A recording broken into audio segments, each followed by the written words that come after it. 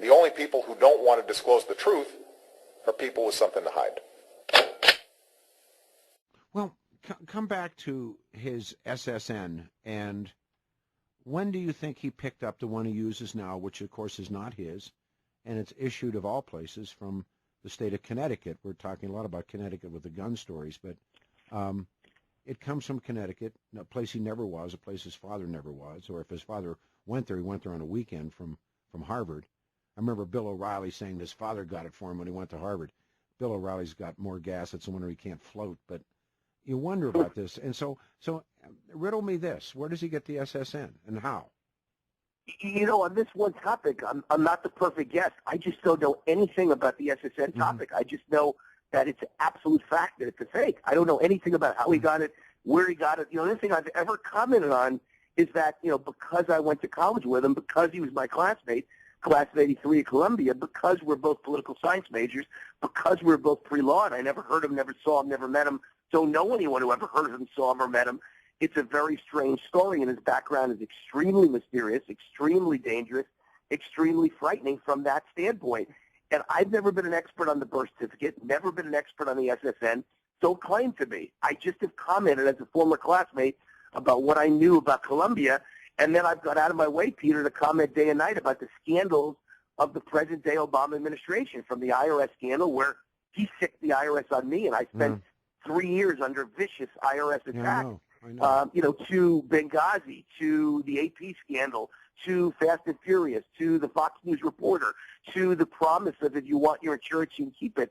There's a long list, but the reality is, you know, you're worrying about his past, and I'm saying his past is mysterious and dangerous, something's wrong, but the present is even more dangerous. He is a criminal. Once you've said, I'm a businessman, and I've spent years selling millions of dollars of products on TV, and if you ever say something like, if you want your insurance, if you like your insurance, you can keep it. If you like your doctor, you can keep it. If you like your hospital, you can keep it. And it turns out not to be true in the private sector, you go to prison. It's called fraud. But a politician somehow is allowed to lie to the American people, and millions of people's lives are changed and damaged for the worst. And no one's threatening prison or fraud or impeachment. It makes no sense. This was a damaging, terrible thing he did to the American people and hurt people, and it's going to take people not only insurance away, but their money away from them. How many middle-class Americans are going to see their insurance raised by $2,000, $3,000, $5,000, $10,000 a year, and they can't afford it? And guess what, Peter? I said from day one, that was the plan, because he's taking the middle class and he's turning them into welfare wards of the state, where if you can't afford a $20,000 a year health insurance, you only make $60,000 or $100,000. You can't take 20 of it and apply it to health insurance. You're now going to suddenly become a person who needs a government check to save you. That's how you turn everyone into welfare queens, and that's exactly what Barack Obama's intent was from the first day of Obamacare. We brought this question up in Open Lines, had good conversation on it this morning here on 710. What do you think the end game is for the progressive? Well, I know the end game, because the one thing I could tell you about Columbia University, let's assume I'm wrong and he was there. Let's assume I just never saw him. And I've always said it's a very real possibility. He's an arrogant guy. The way he runs, the way he's handled the presidency is probably the way he handled Columbia University. Once he got in, he thought he was arrogant and too smart and above it all and never had to go to class. And he spent his time at Columbia hanging out, smoking pot, plotting the end of capitalism with his friends and going to Communist Party meetings. That's probably what he did. He probably never went to class and spent his time doing that. So let's assume he was there and hanging out with Columbia University. I'll pause you again. If in fact, because personally I believe he was there, who did they think he was? And no, when everything is sealed, then everything's fair game. Who do you think they thought he was? I think he sold himself as an exotic, foreign national from Indonesia who had traveled the world and had an exotic background, and the white mother and the father from Kenya who was, a talented politician who went to Harvard. And I think they loved that at Columbia. I mean, I know the Columbia administration at the time and now. I know what they're like. I speak to them, and they're all liberal to the point of communist. Most of them bragged in my day about hating capitalism and hating America and thinking we're a racist country, and they wanted to bring the system down. And he would have been a perfect guy for that narrative. They would have thought, wow, what a wonderful guy to pal around with. What a wonderful guy to have bragging rights to that our school has a student from Indonesia. We have students from 180 countries around the world represented, and now we've added 181 Indonesia. It would have been a perfect narrative for all the liberals at Columbia who hated you if you were white and straight and a normal kid who loved America, which is what I was, a son of a butcher. They couldn't stand that. That was literally proof that anyone could make it in America, even a blue-collar butcher's kid. And they don't want that proof. Their narrative that they love is that the world has to be multicolored diversity and everyone has to sing Kumbaya together. And so he would have been their perfect little pet in those days.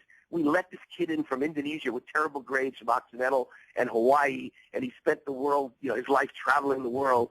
That would have been the narrative. Okay. But my point is, if he was there, Peter, and let's assume he was at Columbia, the fact is all the students all the time talk politics, at least the political science ones that I hung around with. And they were always debating politics. They were always talking about a plan that they hoped would one day destroy America called Cloward-Piven, named after Francis Cloward and Richard Piven, two Columbia professors, a husband-wife team from right before when we were there. They were at Columbia for many years, and then they switched over to NYU. And their plan was the way the left hoped to one day change America and take down capitalism. And every single word of that plan, every aspect of it, is what Obama is using right now to take down the American economy. Very simple plan. You have to overwhelm the system with spending and entitlements and debt until the country is drowning and toppling over. And once it topples, people will get on their knees and beg government to save them, which opens the door for big government socialism.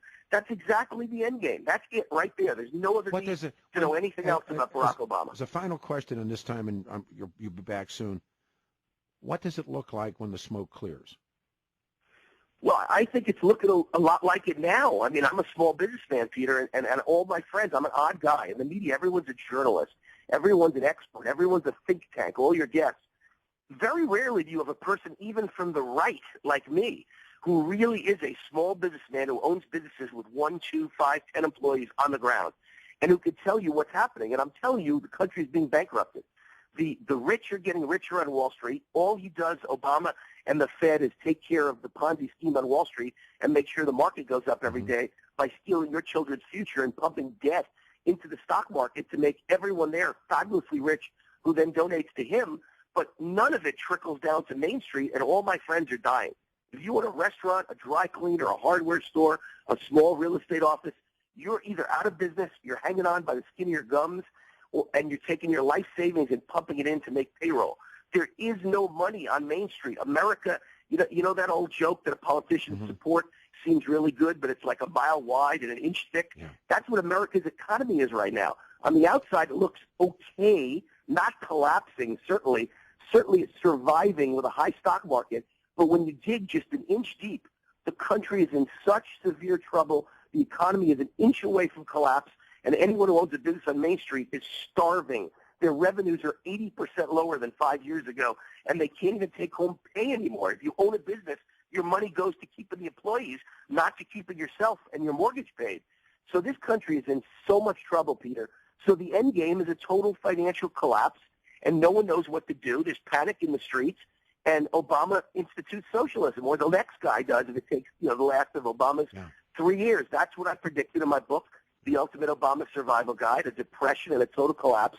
And it's happening right in front of our eyes, except for the stock market. And guess what's funny about my story?